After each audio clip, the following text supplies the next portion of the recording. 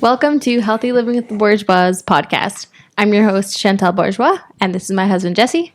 And today we're going to be talking about some fun facts or interesting finds that came up for us over the past couple of weeks. So we're going to share those with you. But first of all,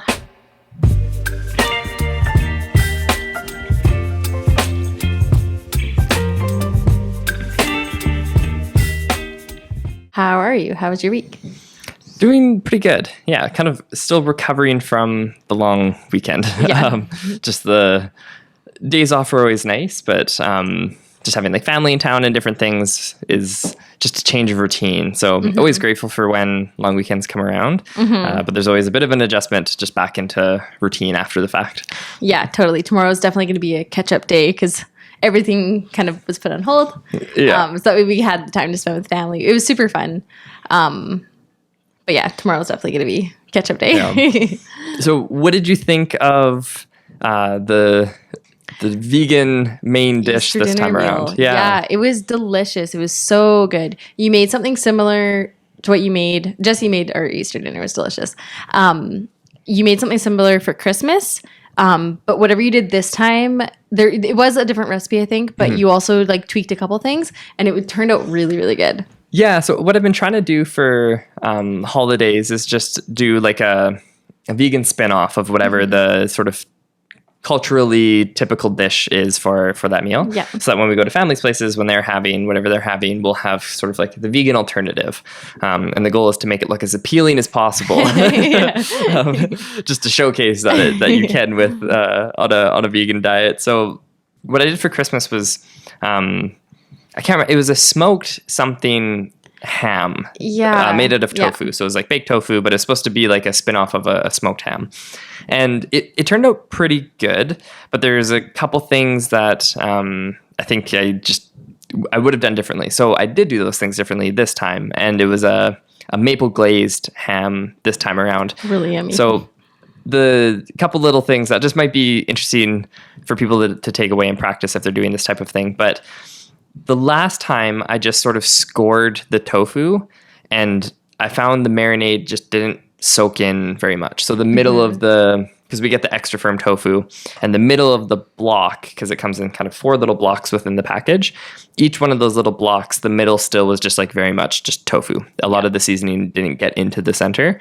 So this time I sliced into the blocks and just created a whole bunch of slices down to almost the bottom, but not quite, so that it was still intact. And then put the marinade like into every sort of crack and like coated it as much as possible. And I also 1.5 times the recipe for the marinade, just to have a little bit extra, so that when we cooked it the next day, I cooked it in extra of the marinade. I kind of poured it all on top and then cooked it into that.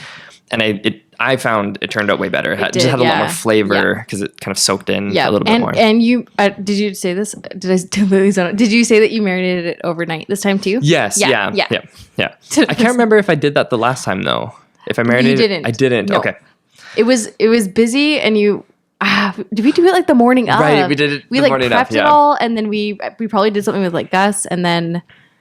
Yeah, holiday times are busy. Yeah, especially so Christmas. Christmas is like 3 Christmases in kind of like 3 back-to-back days just because of family structure. So because we were out and about the day before, so then that morning, Yeah, so it did turn out way better because it was, and we had like family members like want to try it and like they liked it. It was, it was cool. Yeah, it was good. Like it was really, really tasty. I really enjoyed it.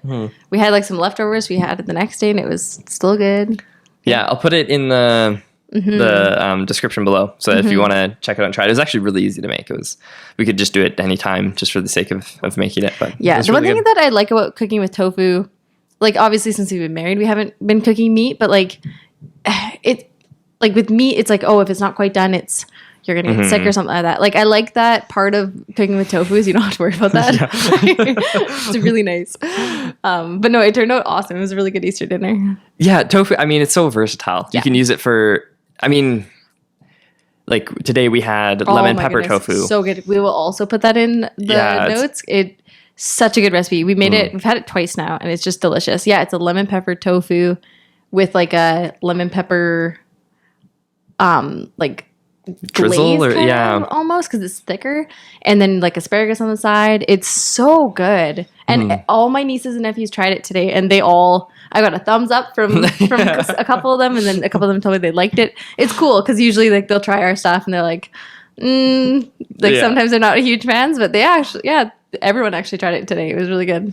It's cool, and that's what tofu is awesome that way. Like you can do it in so many different ways to prepare it, and it's also neat because we're still learning. Like these are two things that we just sort of started to do, and it's like anything else. If you're cooking with something you just you haven't used very much, because I never cooked with tofu growing up. I didn't really cook growing up to begin with.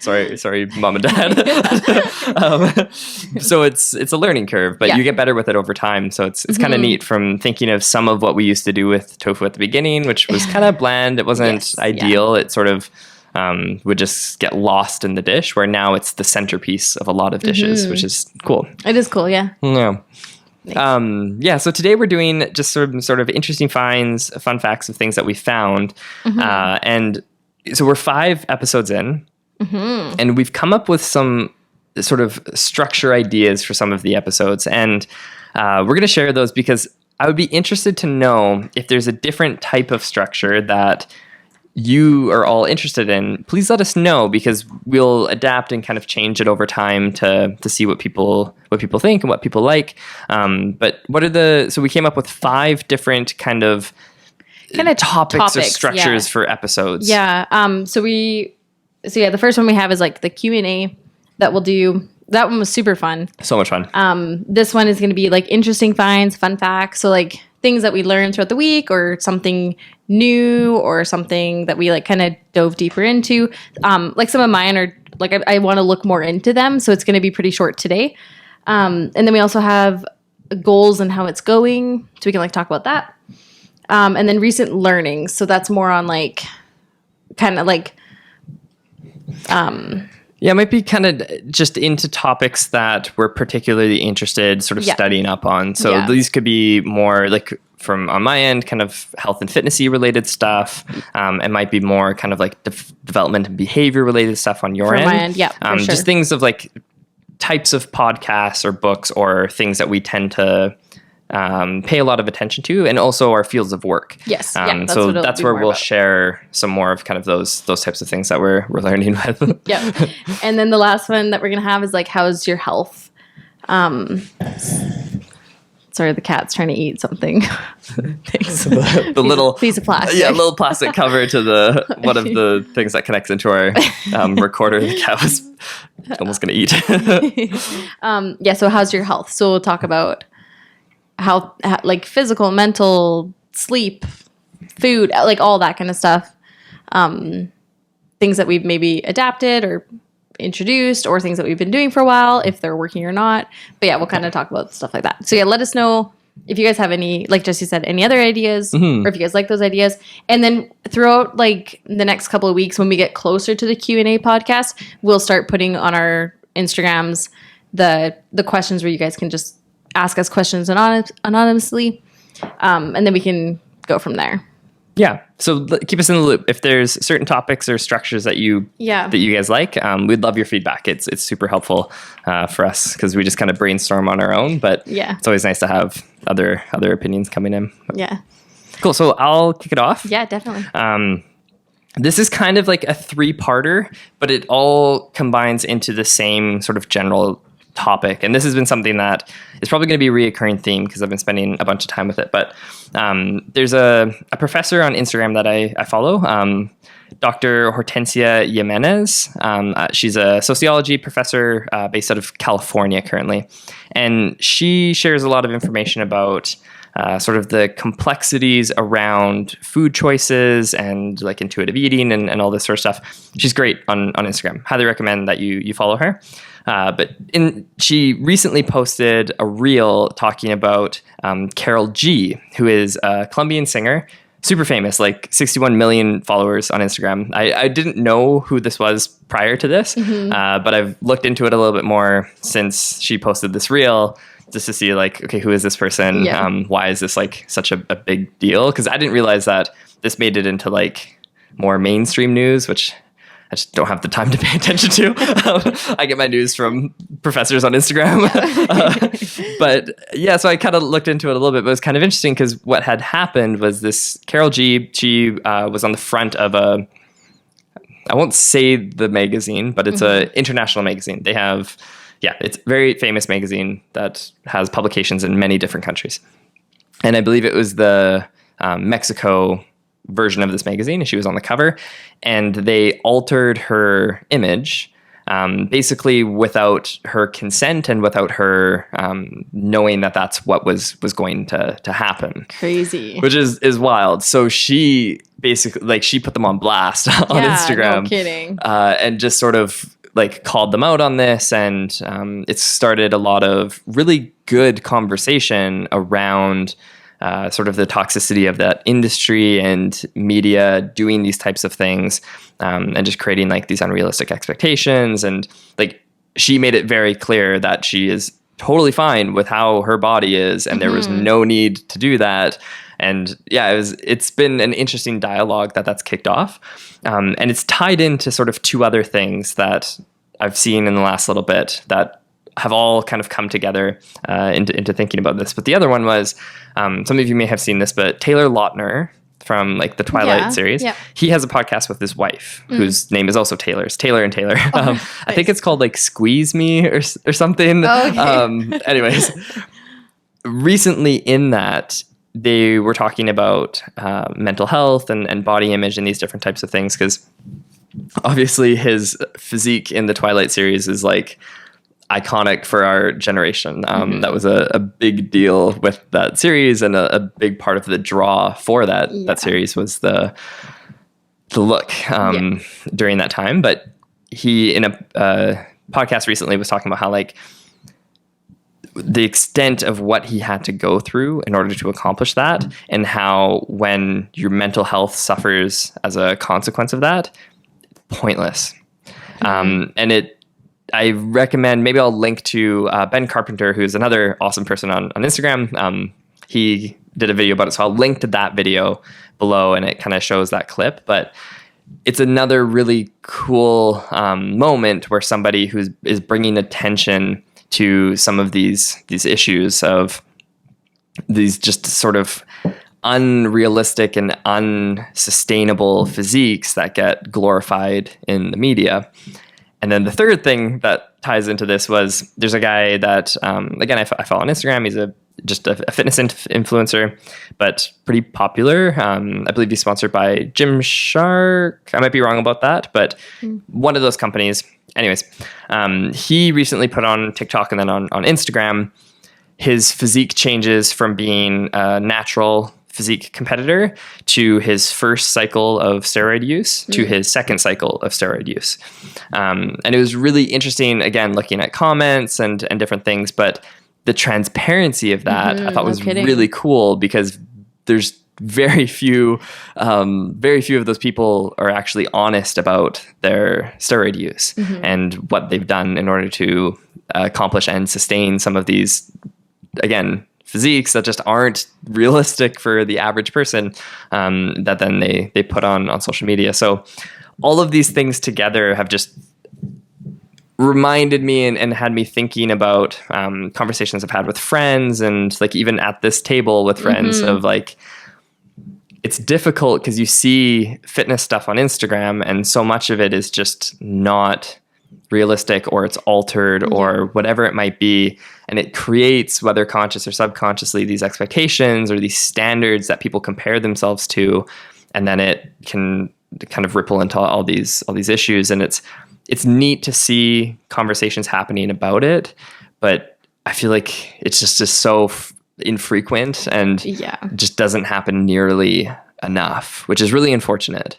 But yeah, that's super interesting. Yeah, it's kind of cool, and it's just had me thinking, like, even for me, like, strength training for aesthetic or physique related purposes has always been a positive thing for me over the years. Like, I'll do a workout and like see myself in a mirror or something afterwards, and I'm typically always like sort of proud of what my body can do and all of these things until it's like comparison or worrying about what somebody else thinks is what pulls the joy or the satisfaction out of it. Yeah. And I always found that interesting because it's not the strength training for physique that is the problem. It's the relationship with those other pieces. Totally. The relationship with the comparisons, the relationship with worrying what other people might think. Those are the things that cause the problem. It's not the actual act of doing this thing for myself. Like strength training has always made my bad days good and my good days better. So it's just interesting to sort of see of like, I feel for people, and I hope this conversation continues so that when people are on their own journeys and going through these different things and exercising for health or for performance or for whatever it might be, that they can skip that part of having the comparisons or worrying about these different things that just aren't important. They're doing it for yourself. But yeah, it's just kind of neat. That was something that over the last little bit, I just keep seeing this kind of reoccurring theme that's been popping up. Yeah, and that is a super important like dialogue to have like on like, and I hope it does continue as well. Yeah, I'll tell you about this. There's a podcast that I follow the guy on Instagram. I haven't actually listened to the podcast, but it's called Transparent. Oh, yes. Because Tren is like a abbreviation for a common steroid that's used in physique and bodybuilding. So it's Transparent. But it's neat because it's him and like he's open about his steroid use, and he has other kind of fitness people on who are open about their steroid use, and they just talk about like the legitimate consequences of doing that, and they don't sugarcoat it at all. Yeah, exactly. And it's really interesting to listen of like what the complications of that are and whether or not you want to accept it or not. And it's interesting listening because some of the people he's interviewed seem like, you know, I knew the consequences going in. It was worth it to me. This is what I wanted to accomplish. And then there's others who are like, yeah, I didn't realize this is what it was going to be like. And then they backed off when they realized the impact it had on their health and their heart and all these other things. But yeah, it's interesting. The other like YouTube video or like documentary, I don't know what it is, and I'm completely blanking on his name and her name. The guy you listen to all the time that is sponsored by Rise. Oh, Jeff Nippard. Yeah, so Jeff Nippard. And his partner, Stephanie. Stephanie, yeah. Because she just put out a video that was recent, right? Her whole journey. Because she was like within like the last couple of years. It's been a process, but she put that summary video out, I think, near the end of last year. Right. Because she is like very tiny, petite, and she actually went through a whole journey of like putting on weight to like feel healthier and all that kind of stuff, and like her mental health throughout it all, and like the support, and then like the lack of support from everyone. Like that was like super interesting as well. I heard like snippets when you were listening to it, but I want to like sit down and listen to it for myself. Yeah, it's really cool. It's a concept that on the recent learnings podcast coming up, I'm going to talk about a bit more, but it's this concept of kind of intuitive eating and the different things that are tied into that. Because she did a thing that's called All In, and it's somewhat common now. I think more people are sort of aware of it. But at the time, it was because she had talked to, I want to say the lady's a doctor that she talked to, but I can't remember exactly what her profession was. But it's essentially around, she did this thing to get her period back. She had stopped getting her period. She was so lean, and she had sort of intentionally restricted food for so long because of being in this fitness space. So she decided, you know, for her health and some of these other factors, that she was going to go all in and just eat to satisfaction, listen to her hunger cues, kind of regain that relationship with herself. And she documented the whole journey on YouTube. It's really cool. The summary video I'll link to down below as well. Like, kudos to her for like the vulnerability that had to go along with that. And she's so popular and has such a big platform. But the message was really cool. And I mean, I'm a Jeff Nippard fanboy for life. So those two have always been like, they just seem like super cool people, and they're very honest on their platforms, which is really neat. Yeah. Cool. Yeah. So what's your first interesting find this week? So there's a group called, you can find them on Instagram, Humane Canada. And they right now are trying to petition the government to stop or ban animal testing on cosmetics. And apparently this is one that I want to like, well, all of them I want to dig deeper in, but apparently they like tried to do this in 2019, but it like came to their attention too late. So they like didn't really make a decision on it. Politics. So they're like trying to do that again. So you can actually like go to like Humane Canada and like put your vote in to like be against this. But it always like opens up a big can of worms for me. Like as a makeup artist, right? Cosmetics, like it's so hard because you want like good products that are gonna like do what they're supposed to do. And I'm trying to like in the process of like trying to find like one brand that's like vegan and like works good that I can use everything. Like right now, there's so many different brands I use, and I know like a lot of makeup artists are like that because like one brand will be really good at like foundation and then crappy eyeshadow or something like that. So it's like hard to like have just one brand. But like I use like right now in my makeup bag is like MAC products, and like they again like it's so hard because I feel like trying to find the right like sources, because I've done like a tiny bit of research on it like before, but like they used to test and now they don't, but like stuff like that, and like it's like an internal dilemma because like I don't want to use stuff that is tested on animals, so like I'm trying to find good brands. So like it's kind of I'm on this constant journey of like trying to find ethical brands, but the cosmetic industry is just bananas. So it's hard because there's so much. I don't know. There's a lot of like unethical stuff in it. Even like some of the ingredients and like some of like, of course, like the testing and like all that kind of stuff. So I'm going to like do a deeper dive into this. And like, I mean, I have been trying to find the right brands for a while, but yeah, so it's like a little dilemma for me, but this was brought to my attention. I was like, like that would be awesome if they stop testing on animals. Like, come on. But yeah, so it's kind of. So do you know if you have a makeup related product, if it's vegan, I would assume that means there's no animal products in it. And then if it's cruelty free, then it hasn't been tested. Yeah. Okay. So there's sort of a two thing. Yeah. And then as far as I know, like, again, I'll do more research on this as well, but I'm pretty sure like it can say cruelty free. It was when I was like at the salon working, because we had like vegan hair products and people would come in and be like, I'm not going to use any of your products if it's not vegan. And I was like, okay. So we like started getting more stuff in. And then it was like, if there's no like bunny ears or like, because usually they have a bunny, they can only have that if they've never tested on animals. I think I have to double check on that.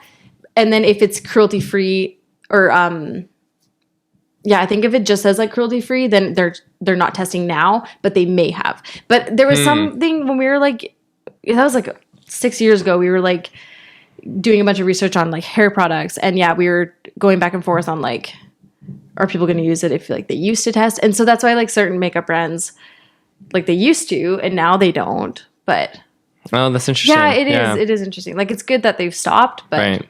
And these are probably all like third-party independent groups that are verifying this in some way, would be my guess. Yeah. Interesting. Yeah, that'd be an interesting one to look into more. Yeah. Because even like mascara, like certain mascaras has like whale ingredients. Like stuff like that. It's like, I want to get away from that. So this is me being accountable to all you guys I've been like slowly making the transition. You get what you pay for. Like you can like... Yeah. Even with the clothing industry, we've kind of gone down that road a little bit. And it's like, if you want like the super, super ethical stuff, like you're going to pay sometimes like, quite a bit for it. So it's just kind of like what your values are. And with my business, I'm going to decide what is more important. So it's that like conscious consumerism movement kind of thing. It just made me think, but one of the first things that I was thinking about what's actually in products that came to light for me was I used to use BCAAs all the time, like branched chain amino acids for intra-workout and stuff. By the way, they're useless. Like just get enough protein and you don't need BCAAs. It's a waste of money. But on top of that, one of the first reasons why I actually stopped purchasing them is because they're typically what they're taken from is ground up feathers and hair is how they get the branched chain amino acids. Really? Yeah. So you're just drinking Gross. feathers and hair. It's like that's Nice. unpleasant. Flavored feathers to get your branched chain amino acids. Ugh. It's like There's one hair brand, and I'm not going to say it yet because, again, we were taught this in school, so I didn't actually do the research for myself. But there's a hair brand that they pride themselves on the protein in their products, which is like it is human hair in their products. Oh, weird. Which is so weird. Yeah. Something about that just I seems know, odd it's to me. weird. Yeah. It's interesting. Oh, that's funny. Cool. All right. So the next one, this is one that if people are as much of YouTube fanatics as I am, you may have come across. So there's a really popular channel called What I've Learned. And he's done all sorts of different videos, really, really well known. And he recently did a video called Why Vegan Diets Don't Work. And it's this long video that goes through a whole bunch of different things, some relevant to the topic, some seemed kind of odd and not terribly relevant. He's very interested in teeth shape and mouth development, which is kind of interesting that that's like the avenue to take on that topic. But anyways, so the issue is like there's so many of these types of channels now. These education-based channels produce incredibly high quality videos, reference research. They seem very authoritative, like they're experts within what they're speaking of. And it's really hard to, if you aren't really really familiar with the topic that they're discussing, being able to identify the red flags within what they're presenting. And this is one of those things. If you just listened to it and you didn't know a lot about the research papers that he's referring to, as well as just the total body of research in those topics, it would be really easy to listen to it and be like, he makes a really good point. Like maybe vegan diets aren't a great idea for a lot of people. But the problem is, it's very cherry picked. Some of the research, he's pulling just sections of the research paper itself and just ignoring the rest of the data within it. Very poorly put together when you actually get into the specific research that he's referencing, and as well as the research that he chose not to reference. And it's kind of this question comes up of, are these people, just genuinely incompetent when it comes to their scientific literacy and it comes to reading research? Could be the case. Like totally could be the case. Is it confirmation bias where they're like unintentionally choosing the parts that agree with their bias and unintentionally ignoring the components that don't? Or is it intentionally misleading? And it's like, I don't know, but it poses an interesting question of when this type of stuff comes up, why is it happening that people aren't expressing the nuance and through a critical lens? So it's just kind of interesting. But I'll link to, there's a guy on YouTube that's he goes by Lifting Vegan Logic. Really great channel. It's very like sarcastic, so just a heads up, his humor is funny. But him and some others helped him. They did a 2-part debunk of that video that just does a phenomenal job of actually going through the research papers, showing why what he's bringing forward isn't true or is just misleading. Like it's just not capturing the whole picture. And the cases of where he's correct, but maybe didn't explore what the solutions to those issues are. Really good example is like he talks a lot about like B12 and how vegans can be deficient in B12 and these types of things. But a lot of the research he's referencing are vegans who weren't supplementing with B12. Right. So it's like that's just, if you're in sort of the plant-based community and you're trying to pursue a vegan diet, that just isn't a known thing. 100%. Because of how food is processed now, you're going to want to consume a B12 supplement. Yeah. And I know some people might be thinking like, oh, if you have to supplement, then the diet isn't healthy. But keep in mind, like a lot of the animals you're consuming were supplemented with B12 because they're also not eating food that is providing them with the microorganisms that produce B12 in your body. So it's just like a middleman supplement or you take it directly. Yeah. Either way, it's getting supplemented. But anyways, it was really good. And if you're interested or if you saw that What I've Learned video and it had you kind of thinking like, oh, vegan diets maybe aren't the best thing, I encourage you to watch the debunk, even if you're not pursuing a vegan diet, just to get both sides of the argument is helpful. And it's also helpful just to see the nuance of research. You can extrapolate this to any nutrition topic, where when people make these educational videos and it seems very specific, or maybe it's contrary to popular belief, or I shouldn't say popular belief, but maybe consensus belief about a topic, like carbs are terrible for you. You should never eat carbs. You should probably wonder, maybe what they're referencing in this video is taken out of context, because it's likely the case. Yeah. Yeah. Yeah, it's interesting. I haven't listened to that one. I'll have to listen to that. Yeah, the debunk, it's really good. I'll have to share it with you. The guy is just a cool guy. Like the way he puts videos together and the way he speaks is very sarcastic and funny. So it's fun to listen to. Nice. Another thing I saw it was also Humane Canada, so you can find it there again. Apparently the first ever industrial cephalopod farming is happening. And so they're trying to petition that like it can't happen in Canada. Because I guess like if they do allow these farms to happen, potentially up to like 60,000 animals will be slaughtered a year per farm. So we're talking like octopus, squid, all those animals. So It was interesting to see. My things are very dark. I do have some just like fun, a couple. It's on my Instagram. But no, it's good to know. And you can, again, like go on and like have a voice and like say your piece. Well, vote, I guess, click a button. Really easy. Yeah, it's just kind of sad. I don't know. It's worth knowing. It is worth knowing, though. Like, yeah. When it comes to these topics, there's Russell Bertrand is kind of I think he was a mathematician, but he's kind of like a philosopher and different things as well. But he had this equation for critical thinking where it's attitude, knowledge, and thinking skills. And that's the equation in order to think critically about a topic. And these things that you're talking about is knowledge around it. Like if when it comes to making these decisions, I mean, it's easy to bury your head in the sand because a lot of the stuff is uncomfortable and it's not pleasant to think about. Or you can genuinely learn about it and then see what you can do to make a difference. It's depressing to think of like how much. I know it's because we're sort of in the community, but there's so much activism to go away from factory farming and to stop doing some of these things and the environmental risks that come with it. Because there's actually another group, Animal Justice something, I can't remember, but they're another Canadian group, and they posted about this as well, actually. And they kind of were highlighting some of the environmental risks that come with it, because there's already sea lice and stuff is a huge issue with farming in the oceans. But it's just too bad of like, there's so much activism to get away from factory farming types of practices. And yet now there's new factory farming processes wanting to be established, which is really too bad. Yeah. And they're so smart.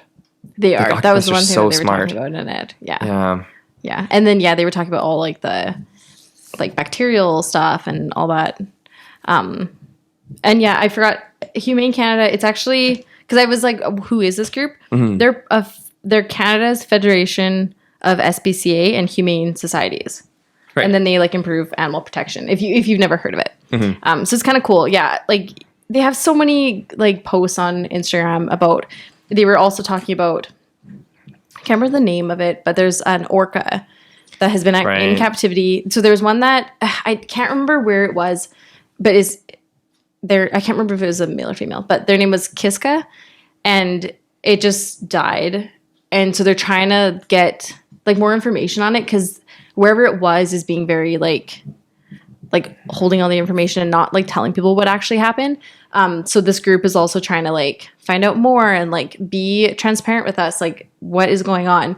And then there's another one that is, again, I can't remember where it is, but they're going to be relocating it, and it's going to be like a $20 million project to get this orca back into the ocean. So they are letting it go. They go. are, yeah. It's funny though, like, because when we were going through like our notes and stuff, I was trying to like find the post and I couldn't find it. So I hope that like hopefully I just can't find it and they're not like, obviously they're still blocked public. or something. Yeah, I know. It's interesting. So I want to look more on that because it was, again, I want to say it's been in captivity for like 50 years or something. They do crazy. live a very long time, but yeah, it's just, I'm not a fan of zoos or and it sucks because like looking back at like we went to, like my family went to SeaWorld and like, oh, cool. Like we're in the splash zone of like Shamu. But like thinking back, I'm like, that's so sad. Like, I don't get it. Not a fan. Oh, for sure. Yeah. One of the saddest things. Okay, my stuff is so depressing. But like one of the saddest things I've ever seen, like when it comes to zoos and stuff like that. I was in the Philippines in like 2017, and we were doing island hopping, and we were on this one island, and we were like exploring, and it was super beautiful and everything. And then there was like a kind of like a caged in area with birds. And I was like, oh, okay, cool. Like we get to go see the birds. And they were like chained to the ground. They like couldn't even fly. I'm like, they're birds. Like I was so depressed, like seeing that, like, it's frustrating. It was really depressing. Okay, I do move on to happier things. But no, again, like it's good to know. Like it is. It really like, is. To spread it. Yeah. You know? But yeah, check out Humane Canada. They have a lot of really cool things. And like they're trying to make a difference, and like they do need our help in like having a voice and like all those petitions and everything. Yeah. Do you want to share your other one? Your next one's happier. You can go again and share your. Well, this one's interesting, and it's actually I do have some other good ones. I have like 3 more. So I learned actually. So this is from their Instagram is on Project Canada. Oh, this one isn't happier either, actually. No, it's good to like. But it's really important. It's a good one to know. Vocabulary. Yeah. I think it's on Project Canada. Yeah. We'll link to all of this in the description.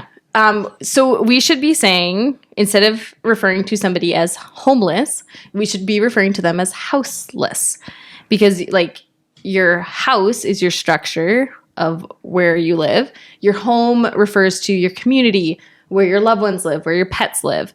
So to say someone's homeless, they're not without a community and loved ones and pets and all that kind of stuff. They're houseless. They just don't have a house. So that was interesting for me to learn, and I'm going to change my vocabulary there. And that's another reason why, like, we say we're homesick. We're not house sick. Like when we are away, it's like, I miss the structure. No, you miss your home, you miss your family, your pets, all that kind of stuff. So that was just really interesting. So I really like that. I do too. It seems more technically correct. Well, they were saying that it's like it's like a really negative thing to say. Yeah. Like it's like I can't think of the words. I do have notes. I guess I could read my notes. Yes, they said like the word homeless, it could like dismiss, dehumanize, and like demonize people, which like that's not our intention at all. If we can just use they're houseless. Right. So yeah. I like that. Yeah. That's neat. Yeah. All right. What's your next one? So my last one is also like somewhat random, but Adam Grant, if you don't know who Adam Grant is a organizational psychologist and a professor now, and does consulting and writes books and all of these things. Really cool guy. I really like his stuff and his content and his books and different things. And his book Think Again is one that I highly recommend when it comes to like critical thinking and just thinking skills in general. Was a great book, and I really enjoyed reading it. But he recently posted on Instagram about a concept from, I believe it was his first book, which is called Give and Take. And I'm just going to read the quote that he had put on Instagram because I thought it was quite neat. But so success is not about winning a competition. It's about making a contribution. Takers aim to be better than others. Givers strive to bring out the best in others. The most meaningful way to succeed is to help others succeed.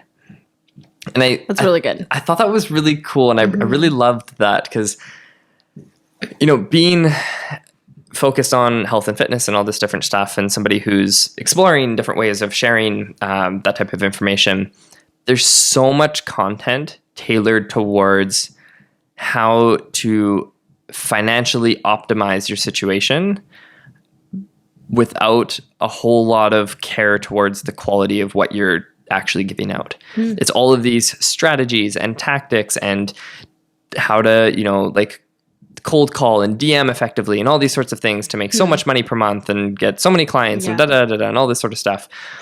Whereas there's only like a couple of people who actually really focus on sharing how to best help somebody, how to genuinely meet somebody where they're at and help them through the process and the experience. And I just thought that was so cool. And it's like, even when I talk to some of my other friends that are kind of in like health and fitness, is like, from my perspective, there's a responsibility to learn how to think critically. Like, don't just focus in like the health and fitness sphere, learn how to think critically. Because if you're working with other people, it's your responsibility to assess the information as best you can so you can give a genuine and truthful answer when a question arises. It's really easy to hop on like biohacking trends and human optimization podcasts and all this sort of stuff and take what they say and just recommend it out to people. But if those things aren't accurate, they could be detrimental to somebody. And if your purpose is to contribute and to help that person, that's your responsibility. It's not just sharing the trendy things to get more attention or to get more clients or whatever it might be. So I really liked that post, and I've been thinking about that a lot lately of like, right, the point is to serve and to benefit other people as best that you can. It's not about just like having the coolest process or program or whatever it might be kind of thing. But yeah, I thought it was kind of neat. Yeah. I've listened to Adam Grant's podcast about his Think Again book, but I haven't actually read the book yet. It's really good. I'll have to add that to my list. The never-ending book list. Yeah, love it. I don't know if you've seen this trending all over. A guy named Alex Roca. He has like 76% physical disability. He has cerebral palsy, and he just ran a marathon. Oh, crazy! And it's like trending all over like Instagram right now. It's just really cool. Like, and he looks so happy like when he gets to that finish line.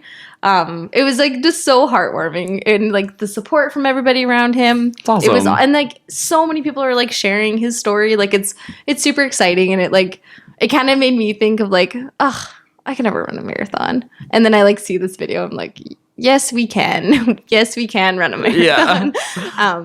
But yeah, it was just really cool. That's awesome. Yeah. Yeah.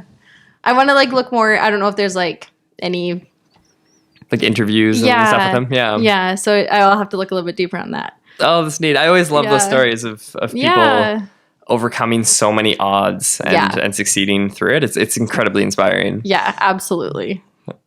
Do you have any more? No, I think that's it for me.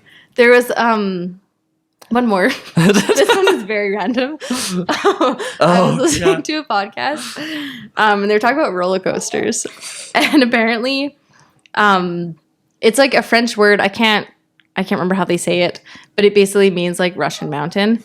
Because I guess like the first roller coasters, I'm trying to remember now, because like they started in Russia on like mountains that like covered in ice, but then there was like an empress in like the 1700s that like really liked this idea, and so I can't remember where she lived, because I remember they were pouring water on like the mountain to like get it to have like ice, and then they would take basically like logs and like all cram on and go down the roller coaster. This is incredibly dangerous. And then like as years went on, it was like an hour-long podcast. I'll have to like listen to it again. There was like these guys that tried to like patent like a better way so that you didn't have to like hike back up. Because, like, you'd have to hike back up and down. And some of them were, like, 60 meters. Like, it was crazy. So, yeah, that was interesting. So random. A little better lighthearted than the other stuff. But, yeah, that was fun. That was super interesting, actually. Some of those things, I heard you like listening to some of your stuff, and I was like curious about it. But yeah, some of the things are like new to me too, so that's ditto. fun to learn about. Yeah. So we'll leave it there for today, and let us know. So if you have ideas of sort of podcast episode structures that you're interested in, let us know. We'll link a lot of the things that we talked about today down in the description, so you can check that out.